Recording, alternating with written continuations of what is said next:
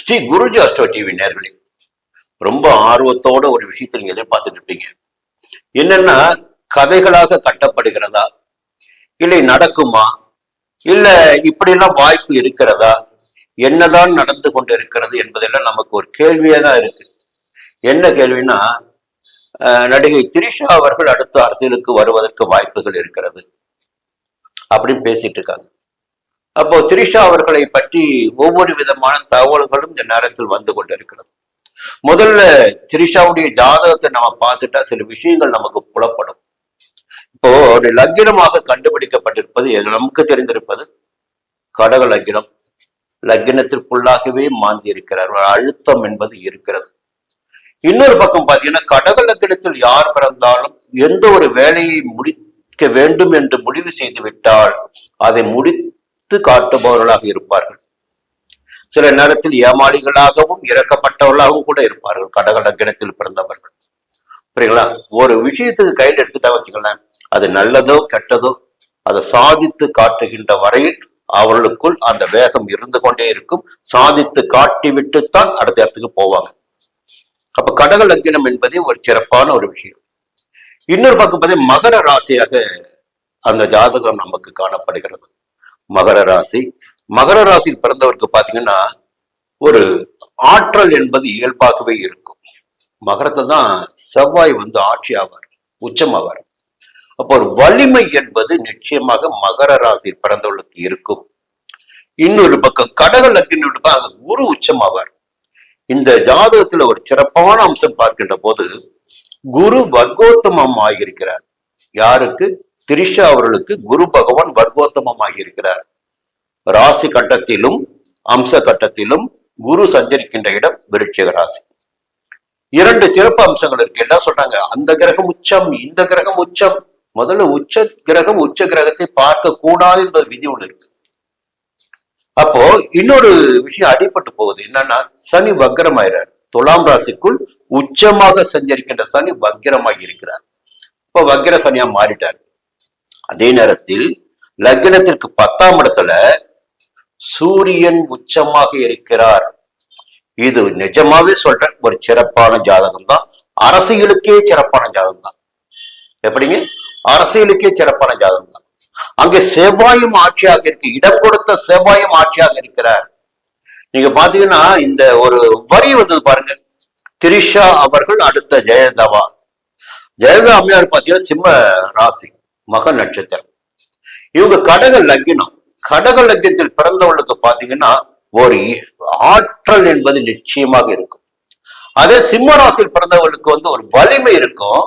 மகரத்தில் பிறந்தவர்களுக்கு நளினம் இருக்கும். எப்படிங்க? ஒரு நளினம் இருக்கும், அமைதியாக. இந்த இது புயலா, இது பூ மாதிரி தானே இருக்கு, இது புயலா அப்படி கேட்கின்ற அளவிற்கு இவருடைய செயல்பாடுகளை எவராலும் தீர்மானிக்க முடியாது, கண்டுபிடிக்க முடியாது. இந்த சுனாமி வருவதற்கு முன்னாடி பாத்தீங்கன்னா ரொம்ப அமைதியாக தான் இருக்கும் அந்த பிரதேசம்.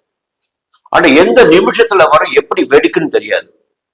அதுபோல இந்த மகர ராசியில் பிறந்தவர்களுக்கு பார்ப்பதற்கு மிகவும் அமைதியானவர்கள் தான் இருப்பாங்க. அதே நேரத்தில் வருகின்ற நேரத்தில் நிச்சயமாக வெளிப்படுவார்கள். இதுதான் இந்த ஜாதகத்துடைய உண்மையான அம்சம். இன்னொரு சிறப்பான ஒரு விஷயத்தை பார்க்கணும்னா, ரொம்ப ரொம்ப சிறப்பான ஒரு விஷயத்தை பார்க்கணும்னா, இந்த சூரியன் உச்சமாகி இருப்பது மிகப்பெரிய அதிர்ஷ்டம். இந்த ஜாதகம் நிச்சயமாக அரசியலுக்குள் இவர் வந்தால் அரசியலில் செல்வாக்கு பெற முடியும். அந்த அரசியல் தடாலடி அரசியலா இருக்கும். கூட செவ்வாய் இங்க ஆட்சி ஆகுறாரு. எப்படிங்க? எல்லாத்தையும் கண்ட்ரோல் பண்ணக்கூடிய, நிஜமாவே சொல்றேன், அந்த அம்மாவை பற்றி தெரியும் எனக்கு. மறைந்த முதல்வர் ஜெய அவர்களை பற்றி தெரியும். அவருடைய ஆளுமையை உலகமே வியந்து கொண்டிருக்கிறது. அதில் எந்த விதமான குறைபாடும் கிடையாது. அவருடைய ஆளுமையை உலகமே வியந்து கொண்டிருக்கிறது. அதுபோல ஒரு முதல்வர் கிடைக்க மாட்டாரே என்ற ஒரு இயக்கம் எல்லோருக்கும் இருக்கிறது. ஆனால் அந்த சக்தி படைத்த ஒரு பெண்மணியாக இந்த திரிஷா அவருடைய ஜாதகம் நமக்கு இருக்கிறது. என்ன காரணம்? மீண்டும் தெளிவுபடுத்துற, சூரியன் உச்சமடைவது. சூரியன் எந்த இடத்தில் உச்சமடைகிறார்? 10ஆம் இடத்தில் சூரியன் உச்சமடைவது. ஆட்சி அதிகாரம் என்பது நிச்சயமாக கைக்கு வருவதற்கு, இவர் அரசியலுக்கு வந்தால் ஆட்சி இவருக்கு உண்டு. ஏதோ ஒரு இடத்தில் கொடிகட்டி பறப்பதற்கு வாய்ப்புகள் இவருக்கு இருக்கிறது. கூட செவ்வாய் துடிச்சல். இன்னொரு பக்கம் பாத்தீங்கன்னா சுக்கிரனும் புதனும் பரிவர்த்தனை. 11ஆம் இடத்து அதிபதியும் 12ஆம் இடத்து அதிபதி பரிவர்த்தனை. அப்ப சுக்கிரனும் யோகத்தை கொடுப்பார், புதனும் யோகத்தை கொடுப்பார். நடைபெற்று கொண்டிருப்பது பாத்தீங்கன்னா குரு திசையில் சுக்கிர புத்தி. சுக்கிர புத்தி 2028 வரையில். அதன் பிறகு சூரிய புத்தி வரும். சூரிய புத்தி வருகின்ற போது நிச்சயமாக 2028 திரிஷா அவர்கள் அரசியலுக்குள் வருவதற்கு 100% வாய்ப்புகள் இருக்கிறது. எழுதி வச்சுக்கோங்க. என்ன நடக்கும், எப்படி நடக்கும் சொல்லவே முடியாது. சரி, இன்னொரு விஷயத்த பார்த்தா, ஒரு நட்பு எந்த இடத்தோடு நட்பாக இவர் இருப்பார், யார் இவருக்கு நட்பாக இருப்பார், ஏன் விஜய் இவர்களுக்கு நட்பாக இருக்கிறார், அதை நம்ம பார்க்கணும்.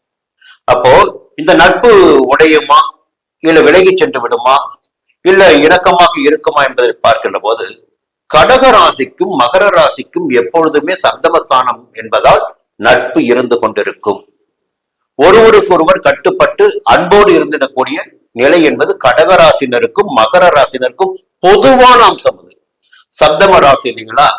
பொதுவா கடகத்துக்கு சனியுடைய மகரம் ஆகாது, கும்பம் ஆகாது என்ற விதியாக இருந்தாலும் சப்தமஸ்தானங்கள்.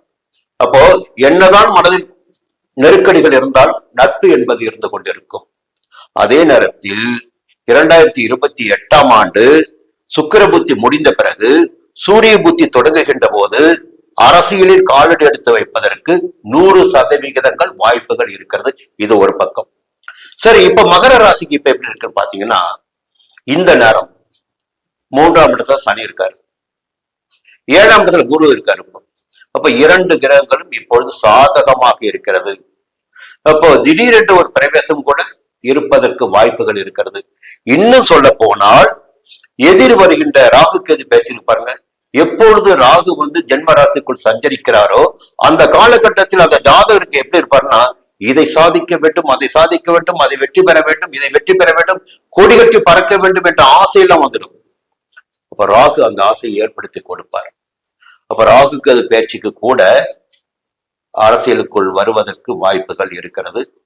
இந்த நேரத்தில் வருகிறாரோ இல்லையோ, சூரிய புத்தி வருகின்ற போது 2028ஆம் ஆண்டு நவம்பர் மாதத்திற்கு பிறகு சூரிய புத்தி வருகின்ற போது நிச்சயமாக அரசியலுக்குள் திரிஷா அவர்கள் வருவதற்கு 100% வாய்ப்புகள் இருக்கிறது. என்ன நடக்க போகிறது, உங்களை போல் நானும் வேடிக்கை பார்க்க பார்ப்போம். ஆனால் அரசியலுக்குரிய ஜாதகமாகத்தான் திரிஷா அவருடைய ஜாதகம் இருக்கிறது. செல்வாக்கு மிக்க ஜாதகமாக இருக்கிறது. முன்னாள் ஜெய் அவருடைய ஜாதகத்தை போல அதிகபட்ச வலிமை மிக்க ஜாதகமாக இருக்கிறது. இவர் அரசியலுக்கு வருகின்ற போது மற்றவர்களை ஒரு சர்வ சக்தியாக, மற்றவர்களுக்கு முன்னதாக இவர் திகழ்வதற்கும் வாய்ப்புகள் இருக்கிறது. அதை பார்ப்போம். நாம் சொல்வது எல்லாமே கிரகத்தை வச்சுதான். ஏன்னா சூரியன் சஞ்சாரம், செவ்வாயுடைய சஞ்சாரம், கடக லக்னம், இதையெல்லாம் வச்சுதான் பேசிட்டு இருக்கோம். சந்திரன் லக்னத்தை பாக்குறாரு, சொந்த வீட்டை பாக்குறாரு, புரியுதுங்களா.